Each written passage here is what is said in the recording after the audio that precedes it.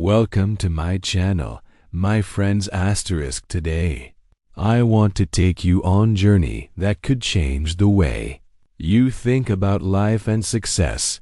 This story is a passionate search for the true kings and queens of society, not by birthright or political title, but by character, wisdom, and the quiet power of influence. The narrator challenges the idea of leadership by traditional standards and instead proposes 4 timeless tests, starting with the bond between humans and animals to identify those worthy of leading the future. Using vivid anecdotes, satire, and observations of daily life, from horses to hens, the story makes a profound case. The greatest leaders are often those who understand, respect, and learn from the natural world around them. The story teaches us that true leadership is not about titles or positions of power. It is about influence, empathy, and wisdom. Real leaders are recognized not by loud proclamations, but by how animals and people respond to them, by their connection to life, and by their humility to learn from even the simplest creatures. I'm searching for the kings and queens among all of you who have read this tale. I'm searching for tomorrow's prosperous men and women. You still have life ahead of you, regardless of your age. With the help of these 4 exams, I will locate the top men and women. It is infallible. I cannot fail. Men who are ardently patriotic will remark, "Oh, we don't have any kings or queens in this country." Have you ever noticed that America has the fewest citizens of any country in the world? And when we include all the women in the voting population, which we will do soon, that same small number will control it. There are very few kings and queens in America. Our people are generally intelligent, which explains why so few people control us. You'll say, "Oh, do you mean the political boss rule?" Indeed, that word is misleading, so it is not a suitable choice. As long as we are a free nation, bosses will continue to govern America. Don't mistake me when I say that a small number of people lead the American people. We don't support some forms of boss power. For example, 4 or 5 guys control over roughly 2 million people in Philadelphia, where I live. That will always be the case. Whether or if those 4 or 5 men are suited for the role of leaders will determine everything. The ideal form of government exists if they are decent and wise folks. It is without question. It would take a long time for any reform to be implemented. If all 80 million or 90 million Americans were required to vote on every action taken by the government, clever farmer would construct a home. As a farmer, will he go to work and cut out, plane, and shape the lumber himself? Will he design the house himself, drive all the nails, install the roofing, and construct the chimney? If he is a clever man, he will appoint a mason, an architect, and a carpenter who are knowledgeable about their trade and instruct them to supervise that task for him. We can hire men who love justice and who are knowledgeable about social economics, law, and statesmanship in an educated nation.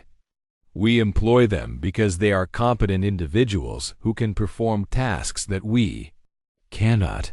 Why should everyone constantly tamper with something they don't understand? They hire individuals who understand it. Thus, in a free country, only a select few with the necessary skills will be permitted to lead. They will be the ones who understand what to do in crucial or challenging situations better than we do. Are governed by a select few, and I want my readers to be like them.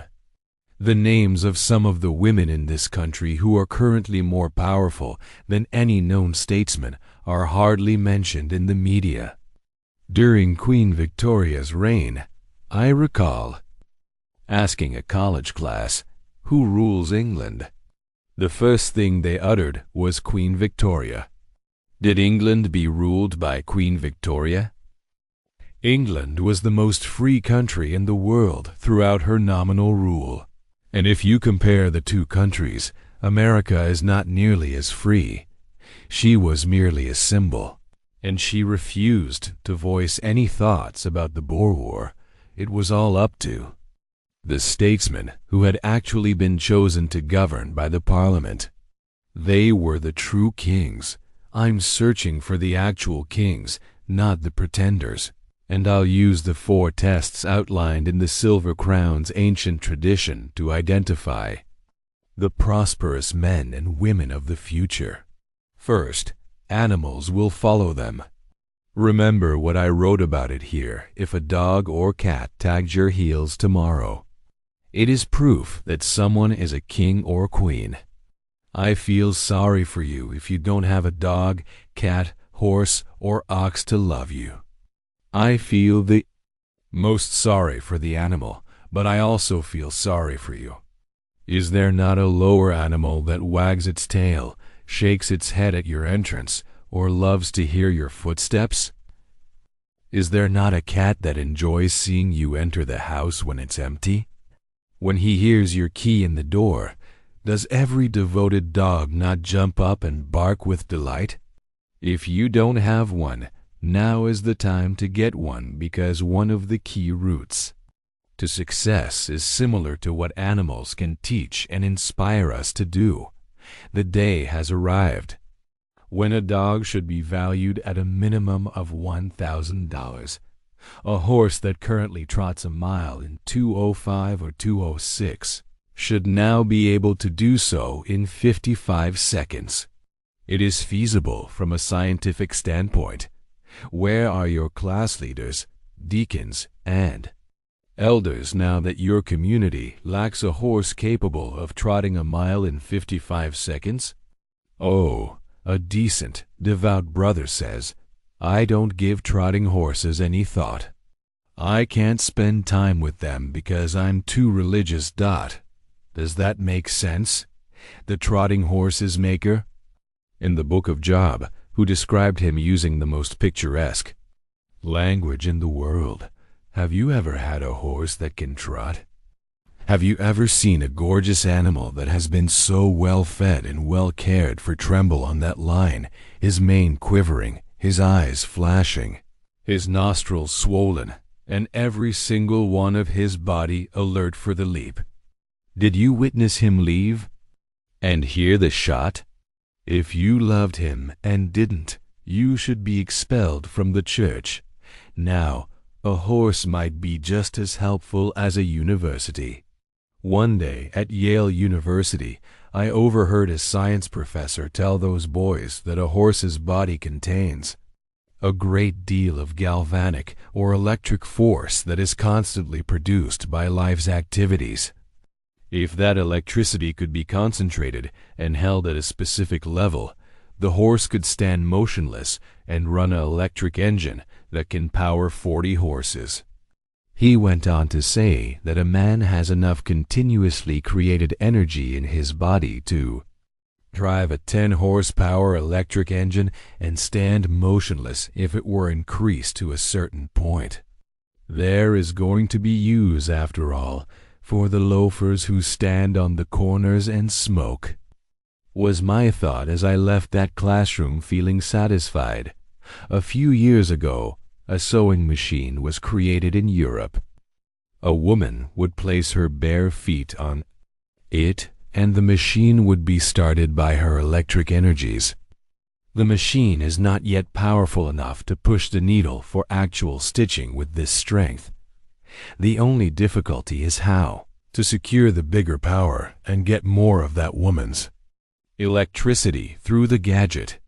If a young man wants a valuable bride, he must marry someone who is full of lightning. The day when animal life may provide all of the world's motive power is drawing nigh. The best airships will rise and bring a lapdog with them as they travel. one step further. The airship won't need any coal, no oil, just that lapdog's electric force. If they have enough to feed the dog, he will provide the electricity to run the motors.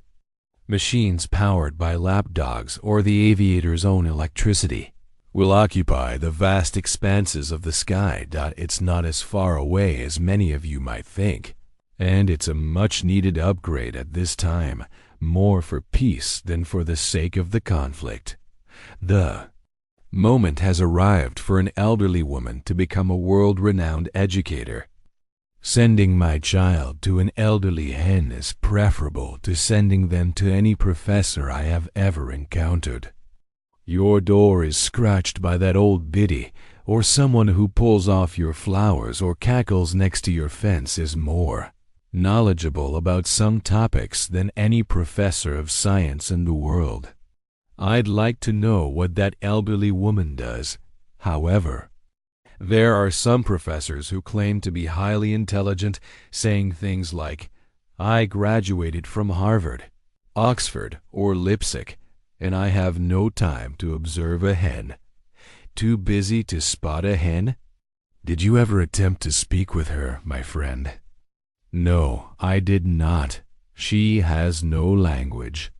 Have you never seen the hens arrive when she called for them? Have you never heard her reprimand the rooster and watched him leave? Indeed, hens have a language, and it's time for you academics to realize what that ancient biddy says. "Oh, but," the professor replies, "I don't have time to hang out with a hen. They are constantly around, but I never give them any particular attention. I'm learning about the world's bigger things." "Professor, would you mind coming into my study for a moment so I can examine you? I'll examine you now." You've spent enough time examining the boys. Bring everything you know about science, including all of the tools ever utilized, all of the scientific applications ever created, and all the world has learned about chemistry. Come, just hold the egg of a dove in your palm. Professor, will you now explain to the reader where the future bird's beating heart is located in this egg? Are you able to locate it? Oh no, I'm unable to tell. I can tell you about the egg's composition. No, it is not what I'm searching for. I'm trying to find the egg's design. I'm searching for something more ethereal and mystical than anything related to chemistry. Professor, could you please explain me where the skeletal frame is located in that egg that will show up next? No, I cannot tell you that. Where is the sheening bosom, and where the wings that shall welcome the sun in its coming? Asterisk, no man can tell that, the lecturer proclaims. The lecturer is absolutely correct. We can't tell yet. However, that egg contains the world's biggest scientific conundrum to date, the origin of life and the divinely inspired design. The key of life lies in that egg. Tell me where this life starts, Professor. According to the professor, no man can answer questions like that. Then, each time we see a setting hen, we have to remove our hats until we can respond. Because that old biddy instinctively knows more about it than any of us do. She is directly aware of God through her innate essence, something we still don't fully comprehend regarding the origins of life.